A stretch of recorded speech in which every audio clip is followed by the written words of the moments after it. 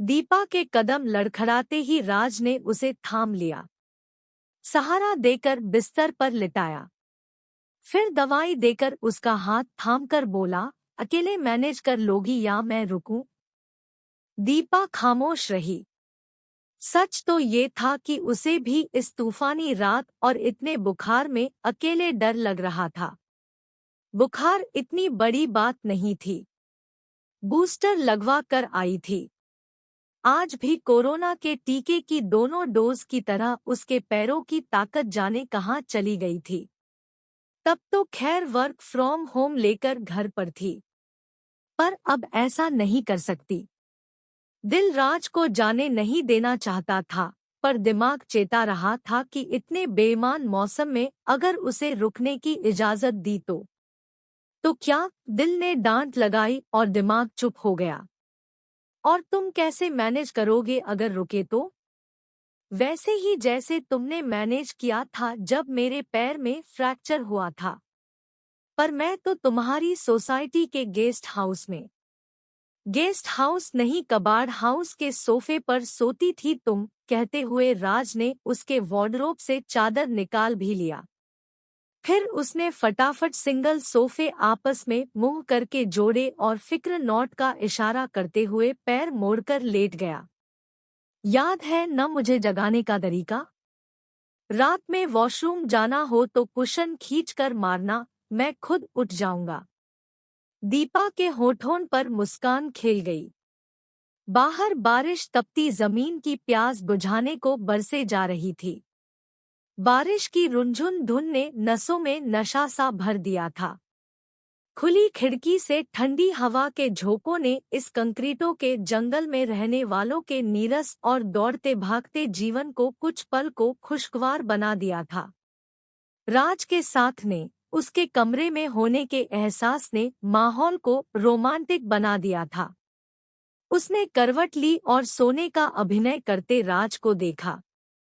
उसे याद आने लगे राज के साथ बिताए पल, साथ देखे सपने। एक मल्टीनेशनल कंपनी में अस्थायी नौकरी पाए दो युवा, जल्द ही स्थायी होने, फिर प्रमोशन पाने, सरल और सुखी जीवन बनाने के लाखों सपने लिए उनकी आंखें मिली। फिर कटथ्रोट कंपटीशन को एक साथ जाना जॉब की ट्रेजिक असलियतों को। कंपनी में उनकी स्थिति और फाइनेंशियल क्राइसिस ऐसी ही रहने वाली थी। फिर उन्होंने एक साथ बटोरा टूटे सपनों की बिखरी किरचों को। एक अरसा बीत गया, तब समझा कि इन हकीकतों के साथ ही खुश रहना सीखना होगा। पता ही नहीं चला कि कब वो एक दूसरे का दर्द बांटते बांटते मन के मीत बन गए। शादी के बंधन में बंधने ही वाले थे कि कोरोना के कारण हुई तालेबंदी में वर्क फ्रॉम होम के साथ उसकी तनख्वाह आधी हो गई और राज की छटनी हो गई। वापस लौटने के बाद से राज नौकरी ढूंढने में परेशान है और वह अपनी सैलरी पूरी करवाने की जद्दोजहद में। तभी हवा का एक झोंका आया और बेला की खुशबू दीपा की नाक से होते हुए मन में समाती चली गई। उसे याद आने लगा कैसे शुरुआती दिनों में वह और राज गाने गुनगुना कर एक दूसरे को दिल का हाल सुनाया करते थे। मोबाइल आने के बाद उस गुनगुन की जगह गाने वाली ऐप्स ने ले ली थी।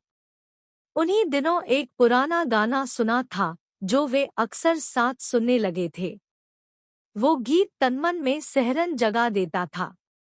उसी साल राज ने उसके बर्थडे पर ये बेला का पौधा गिफ्ट किया था। दीपा की उंगलियां बरबस ही मोबाइल पर थिरक उठीं और गीत हवा में लहराने लगा। मन क्यों बहका रे बहका आधी रात को, बेला महका रे महका आधी रात को।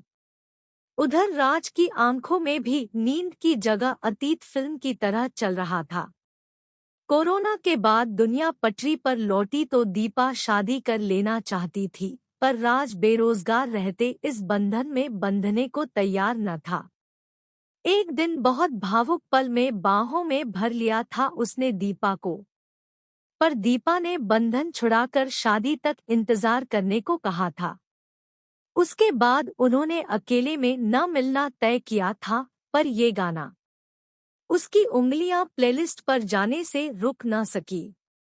लम्हों की गुजारिश है पास आ जाएं। राज के पास भी जवाब हाजिर था, कभी मेरे साथ कोई रात गुजार। दीपा ने सहरन वाली सांस ली और राज उठ बैठा।